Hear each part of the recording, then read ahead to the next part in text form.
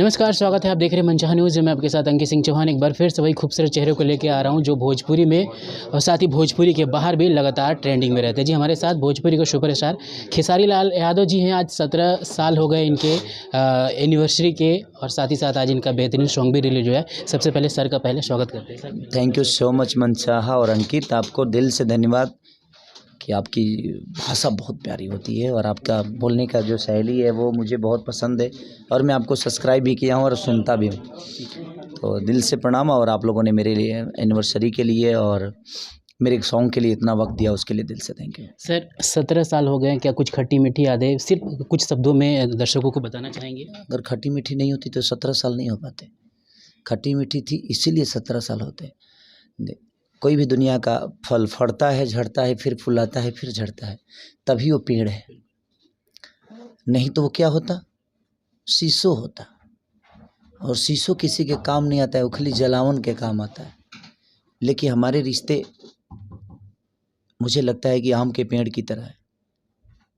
हम फरते भी हैं, पकते भी हैं, झड़ते भी हैं, लोगों को स्वादिष्ट भी लगते हैं, फिर मोजर होता है, फिर हमें फल आता है, फिर झड़ते हैं, आंधी तूफान।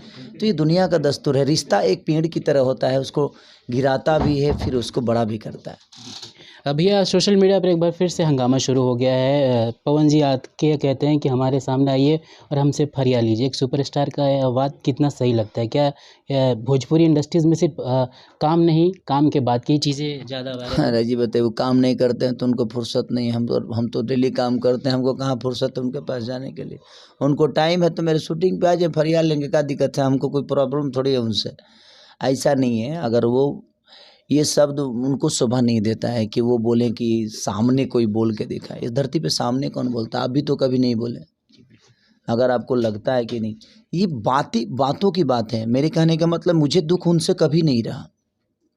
मुझे दुख उनके लोगों के पालने से, जिनको वो उनके फूफा के जो लड़के हैं, उनके फूफा के जो हैं, उनके मौसी के, उनके चाचा के जो लड़के हैं। मेरे कहने का मतलब कि आपके साथ जो रहता है, कम से कम उनके भाषा पे नियंत्रण तो रखिए।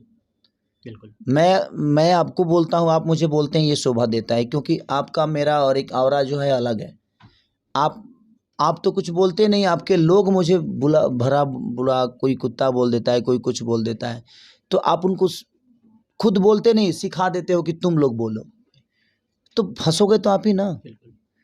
तो मेरे कहने का मतलब तब मैं जवाब देता हूँ, बाकी कोई बात नहीं है। मेरे कहने का मतलब कि अगर वो मुझे बोलते हैं तो मैं उनका उसी हिसाब से जवाब देता हूँ। लेकिन अगर वो बुलवाते हैं तो फिर उसका भी तो जवाब उन्हीं को सुनना पड़ेगा ना, क्योंकि उनको तो मैं जवाब दे नहीं सकता, क्योंकि उनका तो कोई लेवल ही नहीं है। अब उनको मैं अपने लेवल में खड़ा नहीं कर सकता। हाँ, जिसका लेवल है उसके बारे में बात करूँगा मैं। इसलिए भाई, बोलते वो हैं, फंसते वो हैं। इसलिए मैं उनको बोला भी हूँ कि तुम समझा दीजिए अपने बच्चों को, जो फूफा के लड़के हैं आपके, उनको समझाइए ताकि वो कम बोलें, फंसे आप नहीं। बिल्कुल भैया, भोजपुरी में इन दिनों एक सुपरस्टार को कई प्रकार के चीज़ों से नवाजा जा रहा है। दूसरी तरफ एक सुपरस्टार को बहुत बड़ा दर्जा दिया जा रहा है। खेसारी लाल जी की लगातार फिल्में आ रही है, गाने आ रहे हैं, ट्रेंडिंग में हो रहे हैं, इंडिया के बाहर भी चर्चा हो रही है। लेकिन उससे सुपरस्टार को सोकल सुपरस्टार कहा जा रहा है, बाकी एक और सामने वाले सुपरस्टार को बहुत बड़ा सुपरस्टार कहा जाए चंद कुछ लोगों के द्वारा। क्या आपकी कुछ प्रतिक्रिया देना चाहेंगे उन वैसे लोगों को? देखिए, एक बात बताऊँ आपसे, कुमार सानू और सलमान में बहुत फ़र्क होता है।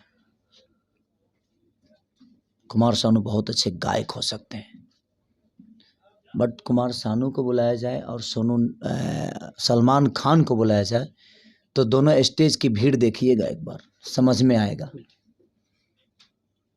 कई बार कुमार सानू, आई एम सलमान खान, फ़र्क यही है कि मैं गायकी में हूँ, बट मेरा एक क्षेत्र अलग भी है, जहाँ पे मुझे भोजपुरी का एक जिम्मेदारी मिला है कि मुझे फिल्मों द्वारा भोजपुरी भाषा को बड़ा करना है। तो वो सिंगर पहले भी थे, आज भी हैं, और उनके लोगों ने उनको और सिंगर बना दिया। पहले वो 2 महीने पे गाना छोड़ते थे, 1 महीने पे गाना, क्योंकि सिनेमा पे फोकस करते थे। बिल्कुल। वो ठीक है, एक्टिंग नहीं आती है, अगला कोशिश कर रहा है, चल रहा है, बट मुझे लगता है कि पहले वो फिल्मों पे फोकस था कि भोजपुरी को बड़ा करे। लेकिन अब तो उनको तो रोजगारी पे कम सब ड्यूटी दे दिया है, बानर की तरह। जिनको सम्मान नहीं देना चाहिए उनको सम्मान दिलवा रहा है, जिनका कोई अस्तित्व नहीं उनको गोद में बैठवा रहे हैं। तो आपकी संगत और आपके साथ रहने वाले लोगों का जो अहमियत है, कितने पढ़े लिखे लोग हैं, बातों से पढ़े लिखे समझ में थोड़ी आता है, आपके कर्म भी समझ में आ जाता है कि आप कितने पढ़े लिखे हैं। और पढ़े लिखे होने से कोई ज्ञानी नहीं होता। मुझे लगता है कि समझना, समाज का ज्ञान जिसको होता है ना, रामायण पढ़ने से कोई पंडित होता तो हर आदमी रामायण के बारे में जानता है, लेकिन जिसको समाज का ज्ञान है वो रामायण लिख देता है। तो हम कर्मठ इंसान हैं, हम कर्म पे विश्वास करते हैं, इसलिए शायद जीवन में सिर्फ कर्म पे भरोसा है। कौन क्या कहता है नहीं कहता है पता नहीं, बट हाँ, जब बात आएगी तो बात तो निकलेगी यहाँ से भी। क्योंकि भाई आप अगर स्टार हैं तो हम कोई ऐसा थोड़ी जो घास काटते हैं। हम भी कहीं ना कहीं आज हर महीने 3 4 5 सॉन्ग, 6 सॉन्ग, 7 सॉन्ग ट्रेंडिंग में रहता है, तो ये लोगों का प्यार ही है ना। ठीक है, हम 4 महीने गाना ही नहीं गाए, गाना नहीं गाए, हमने रिलीज़ नहीं की, पुराने गाने हमने रिलीज़ की, थोड़ा सा रोड खाली हुआ। आप गायकी में गए ना, सिनेमा में कहाँ है? सिनेमा में देखिए ना, दूर दूर तक 2 लाख व्यू नहीं जाता है। एक्टरें हैं आप, डांसरें हैं, फाइटरें हैं, बॉडी है, तो कहाँ है? तो मेरे कहने का मतलब कि खेसारी लाल यादव गायकी में भी वैसा ही दिखाता है। और मैं ये नहीं कह रहा हूँ कि मैं बड़ा हूँ, मैं कोशिश करता हूँ कि हर लेवल पे बेहतर करूँ अपनी भाषा के लिए। सर फिल्म से सवाल कर लेते हैं, संघर्ष 2 का इंतज़ार तो है, लेकिन लगातार सवाल है कि क्या हम बड़े ऑडियंस को टच कर पाएंगे, क्या अपर क्लास के लोगों तक हम पहुंच पाएंगे? क्योंकि अपने फिल्मों का ग्राफ काफ़ी कुछ महीने से अगर देखें तो काफ़ी अच्छी हुई है, फिल्म अच्छी बनी है। और मेरी ही फिल्मों की अच्छी हुई है, बाकी कौन सी फिल्म चली? देखिए मैं ये नहीं कह रहा हूँ, अब मैं यही बोल दूंगा तो लोगों को बुरा लग जाएगा, लेकिन आपको भी पता है सच्चाई की क्या है। जितनी भी फिल्में इधर रिलीज हुई है मेरी, सबने कमाई की है, दूसरी की लोगों को अच्छी खासी लोगों को पसंद भी आई है।